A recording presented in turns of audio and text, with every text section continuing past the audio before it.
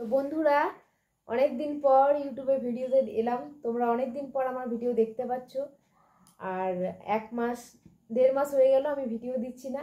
1 মাস হলো, 1.5 মাস না হলে 1 মাস হতো, আপাতত হয়ে গেছে ভিডিও দিচ্ছি না ইউটিউবে। কেন ভিডিও দিচ্ছি না? অনেক রকম প্রশ্ন। অনেকের হয়তো মনে হচ্ছে যে আমার চ্যানেলে স্ট্রাইক বা ক্লেম পড়েছে, অনেকে আবার বলছে যে তোমার চ্যানেল ব্যান্ড হয়ে গেছে, বা অনেকে বলেছে ইউটিউব হয়তো ভিডিও দেওয়া বন্ধ করে দিয়েছে। আর অনেকে ভাবছে হয়তো আমার শরীর খারাপ।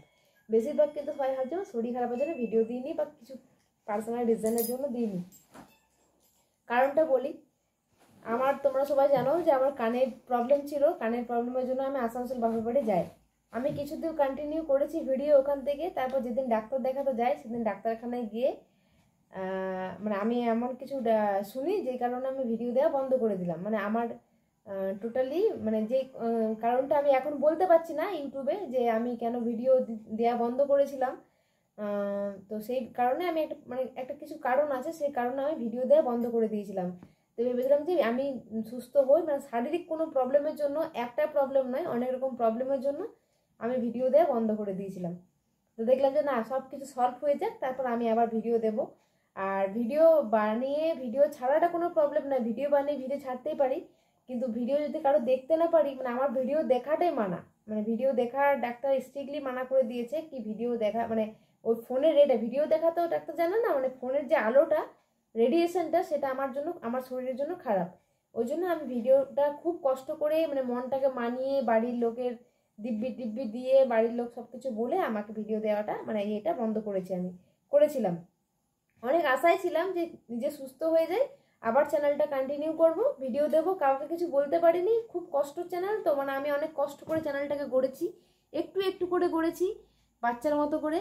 আর একটা নয়, দুটো নয়, তিনটে নয় ভিডিও দিতাম, মানে আমি ভিডিও গ্যাপ দিতাম না, ভিডিও রোজ আমার দিতাম, রোজ সবার ভিডিও দেখতাম। আমি যদি এখন ভিডিও দিই আর ভিডিও কারো দেখতে না পারি, ওটা আমার বাজছে। অনেকে বলছে তুমি ভিডিও দাও, তোমাকে ভিডিও দেখতে হবে না, যারা পার্সোনাল কারণটা আমার জানে। কিন্তু আমি তাদেরকে বললাম যে না, আমি ভিডিও দিলে তারা আমার ভিডিও দেখবে, আমি তাদের ভিডিও দেখতে পারবো না, এটা আমার খারাপ লাগবে। আর আমার ওই রেটা এখন খুব খারাপ, ওই জন্য আমি ইউটিউবে একদম ওয়াইটি স্টুডিও উড়িয়ে দিয়েছি। আমি আজকে যে ভিডিওটা ছাড়বো ইউটিউব থেকে ডাইরেক্ট মানে আবার হয়তো অ্যাপ্লিকেশনটা আমাকে ডাউনলোড করতে হবে, তারপর ভিডিওটা ছেড়ে আবার উড়িয়ে দেবো। তো যাই হোক, তো এইভাবে আমি ভিডিওটা মানে করেছি, মানে চ্যানেলটাকে ভেবেছিলাম যে ঠিক আছে পরে আবার করবো, আমি ঠিক হয়েছে তারপর সবাইকে জানাবো যে আমি এই কারণে ভিডিও দিইনি। জানাতেও পারিনি কষ্টর জন্য, আর বাপের করেছিলাম, কষ্ট খুব পাচ্ছিলাম কানের ব্যথাতে, কানের যন্ত্রণায়। কানটা তো খুব খারাপ অবস্থা হয়েছে। সব কিছু তোমাদেরকে যদি আমি সুস্থ হয়ে ফিরি, সব কিছু রিকভারি করতে পারি, তোমাদেরকে আমি জার্নিটা দেবো যে আমি এই 1.5 মাস কী অবস্থার মধ্যে ছিলাম যদি আমি ঠিক হতে পারি। তারপরে নতুন বিপদ। তো নতুন বিপদটা কি? শনিবার বাপের বাড়ি থেকে আসছিলাম বাড়ি, শনিবার বাপের বাড়ি থেকে বাড়ি আসছিলাম, আর খুব আনন্দে ছিলাম যে 1 মাস পর বাড়ি ফিরছি, বেশ হাসতে হাসতে বাড়ি আসছি। জানতে পারিনি যে আমাদের সামনে স্বয়ং যমরাজ দাঁড়িয়ে আছে, এটা আশা করতে পারিনি। তো যখনই বাড়ি ফিরি রাস্তায় আমাদের একটা অ্যাক্সিডেন্ট হয়। তো যদি আমার বাপের বাড়ির কেউ দেখে থাকো আমার ব্লগটা, আমি তাদেরকে রিকোয়েস্ট করছি আমার মা বাবার কানে ফেলো না, কারণ আমার মা বাবাকে আমরা কিচ্ছু বলিনি। যদি বাপের বাড়ির কেউ ভিডিওটা আমার দেখে থাকো তাদেরকে বলছি আমার মা বাবার কানে কেউ ফেলো না। আমি মা বাবাকে এখনও আমার অ্যাক্সিডেন্টের কথা জানাইনি। আমি ইউটিউবের বন্ধুদেরকে শুধু জানাচ্ছি একটা কারণে, অনেকে ভাবছে আমার চ্যানেলটা স্ট্রাইক পড়েছে, আমার চ্যানেলে কোনো স্ট্রাইক পড়েনি। আমি আমার শরীরের কন্ডিশনের জন্য ভিডিও দিতে পারছি না, কারণ দেখতে পাচ্ছি না বলে ভিডিও দিতেও পারছি না, এটাই হচ্ছে ব্যাপার। তো একটা অ্যাক্সিডেন্ট হয়, মানে মৃত্যু কেমন হয় সামনে থেকে দেখেছি, মৃত্যু কেমন মৃত্যুভাবে কি অনুভব করে সেটা ফিল করেছি আমি। তো অ্যাক্সিডেন্টটা বলতে গেলে আমার হাত পাগুলো এখনও কাঁপে, মানে ওই খবরটা ওইটা ভাবলে। তো আমাদের অ্যাক্সিডেন্টটা হয় যে একটা রাস্তায় হঠাৎ করে একটা কুকুর ঢুকে যায়, কুকুর। তো কুকুরটাকে বাঁচাতে গিয়ে ব্রেক দেয়, আর ব্রেক দেওয়াতে আমি পুরো একদম ওর ঘাড়ের উপর দিয়ে ছিটকে পড়ি রোডে।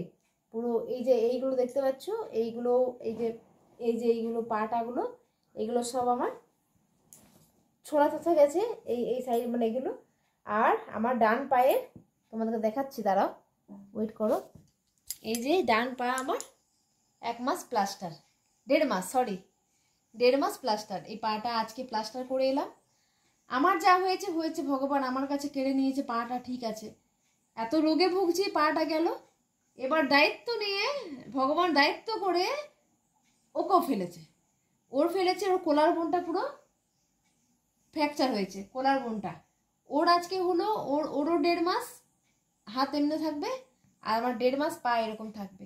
এবার তোমরা আমায় বলো যে আমি একা সংসার, আমার উপরে বাথরুম নেই, নিচে আমার ঘরে বাথরুম, আমি উপরে থাকি, আমার খাওয়া দাওয়া, আমার স্নান, আমার বাথরুম আমি কিভাবে করব? আমি একে নিজের রোগ নিয়ে ভুগছি, একটা না হাজার রোগ নিয়ে ভুগছি, তারপর দিয়ে একটা নতুন সৃষ্টি হলো আমাদের অ্যাক্সিডেন্ট।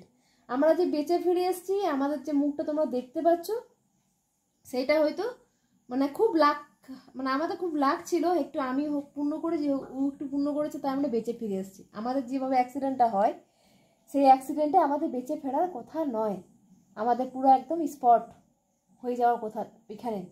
কিন্তু ওখানে মানুষজন আমাদেরকে, আমার অন্ধকার পুরো, ওই অ্যাক্সিডেন্টের সময় আমার পুরো অন্ধকার হয়ে গেছে, কালো পর্দা আমার চোখে, এইভাবে কালো পর্দা পড়ে গেছিলো। আর ওরও তাই, ও আমাকে খুঁজছে, আমি ওকে খুঁজছি, ও ভাবছে আমি ঝিলিককে হয়তো মৃত দেখবো, আমি ভাবছি আমি হয়তো আমার হাজব্যান্ডকে মৃত দেখবো, এরকম পর্যায়ে আমরা চলে গেছিলাম। যাই হোক, তো সেখান থেকে আমরা আজকে 2 দিন হলো অ্যাক্সিডেন্টের, আজকে প্লাস্টার হলো, শনিবার রাতে হয়েছে অ্যাক্সিডেন্টটা, রবিবারটা টোটালি ঘরে ছিলাম, কারণ ওর অফিস যেতে হয়েছিল, ওর অফিসে রবিবারে কলে কেউ থাকে না, অফিস গেল, আজকে অফিস ছুটি করে আমরা আজকে এই প্লাসটা দুজনে করে নিলাম। ওর হাত আর ওর যা অবস্থা হয়েছে, ওরগুলো তোমাকে আমি দেখাচ্ছি। ব্যাক ক্যামেরা আমি আর ডায়রুন এডিট করতে পারবো না, তাই আমি এই ক্যামেরা দিয়ে দেখাচ্ছি, ব্যাক করতে পারছি না। এই দেখো ওরটা দেখো, ওর পা, ওর হাতটা দেখো, দেখাচ্ছে ওর হাতটা, আর ওর পায়ের অবস্থা ভীষণই খারাপ, পাটা আমি দেখাতে পাচ্ছি না, দাঁড়াও পাটাও দেখাচ্ছি তোমাদেরকে। এই যে পা দেখাচ্ছি বিট্টু ক্যামেরাতে, এই যে ওর পা, ওর এই পায়ের আঙ্গুল, হাতের আঙ্গুল, পায়ের চাটু, পায়ের তলা, হাতের চাটু, আর হাত, আর হাতের নিচে এই জায়গাটা, ওই যেখানে প্লাস্টারটা ইয়েটা আছে, ওই জায়গাটা পুরো ছোলা গেছে। আর আমারটা তোমরা দেখে নিয়েছো, আমার পা, আমার এই পায়ের এখানে, আর আমার পুরো এইখানে দেখতে পাচ্ছ না জানি না, এখানে, আর এই যে আমার হাতের ইয়ে, এটা আমার হয়েছে। তো এখন আমরা আপাতত এইরকম আছি, আজকে আছি, কাল থাকবো না, কদিন থাকবো আমি জানি না।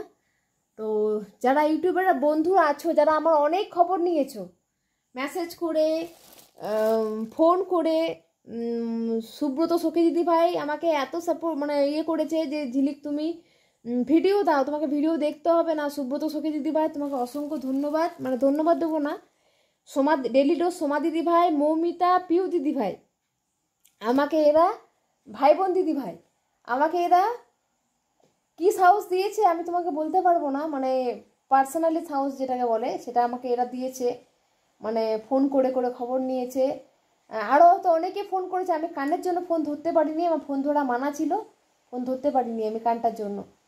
আর এখন অ্যাক্সিডেন্ট হওয়ার পর আমি ফেসবুকে লাইভে এসেছিলাম একটু আগেই, ফেসবুকে লাইভটার জন্য অনেকেই ওখানে এসেছিলো, মনি দিদি ভাইরা অনেকে আমার যোগাযোগ করার চেষ্টা করেছে, আমার নাম্বার নেই কিন্তু আমাকে খোঁজার চেষ্টা করেছে, আমার খবর নেওয়ার চেষ্টা করেছে। টুইন বেবি দিদি ভাই, me and me my twin baby দিদি ভাই, ওই দিদি ভাই অনেক অনেক চেষ্টা করেছে, ওকে মেসেজ করেছে, কিন্তু আমরা এমন এমন প্রবলেমের মধ্যে দিয়ে ছিলাম বা আছি, ওই প্রবলেমটা আমি এখন বলতে পারছি না তোমাদেরকে, যে আমরা কি ফেস করেছি এই 1.5 মাস, আমাদের উপর দিয়ে কী গেছে। তো আর এই তারপরে এই অ্যাক্সিডেন্ট, নতুন একটা খবর হলো যে আমাদের কেউ নেই দেখবার, আমাদেরকে, আমাদের বুড়ো শ্বশুর, যারা যাদেরকে আমাদের সেবা করা দরকার, তারা আজকে আমাদের খাবার পৌঁছাচ্ছে, আমাদের পটি পরিষ্কার করছে, আমাদের জল ফেলছে, আমাদের জল দিচ্ছে, আমরা এই কন্ডিশনে পড়ে আছি। আবারও রিকোয়েস্ট করব, যারা আমার বাপের বাড়ির থেকে দেখছো, বাপের বাড়ি কেউ দেখো, আমার জেঠু কাকু দাদা দিদি, যেই আমার মায়ের কানে প্লিজ ফেলো না, আমার অ্যাক্সিডেন্ট হয়েছে, আমার মাকে প্লিজ, মা বাবার কানে কোনো মধ্যে ফেলো না, আমার মা একদম মরে যাবে, আমাদের অ্যাক্সিডেন্টের খবর শুনে আমার মা একদম মারা যাবে। তোমাদেরকে রিকোয়েস্ট করছি, যারা আমার ভিডিও দেখো, আমার মা বাবার কানে একদম ফেলবে না, আমরা কাউকে বলিনি মা বাবাকে, এটাই হচ্ছে ব্যাপার। বন্ধুরা আপাতত এই আপডেট, আমি জানি না আমি আবার কবে ভিডিও দিতে পারবো। তো আমি তোমাদেরকে বলে দিলাম যে আমি ফোনের রেটের জন্য আমি ভিডিও দেখতে কারো পাচ্ছি না, আর সেই কারণে আমি ভিডিও দিতে পারছি না। ভিডিও আমি বানাতে পারি, ছাড়তে পারি, কিন্তু আমি ছাড়লে তো আমার ভিডিও সবাই দেখবে, তোমাদের ভিডিও তো আমাকে দেখতে হবে, সেই কারণে ভিডিও আমি দিচ্ছি না, বুঝেছো? এটাই হচ্ছে ব্যাপার। তো কৃষ্ণকালী মায়ের ভিডিও আমি এখন ছাড়তে পারছি না, কি করব, আমার সব কেড়ে নিল, আমার সব শূন্য করে দিল, নিঃস্ব করে দিল আমাকে একদম।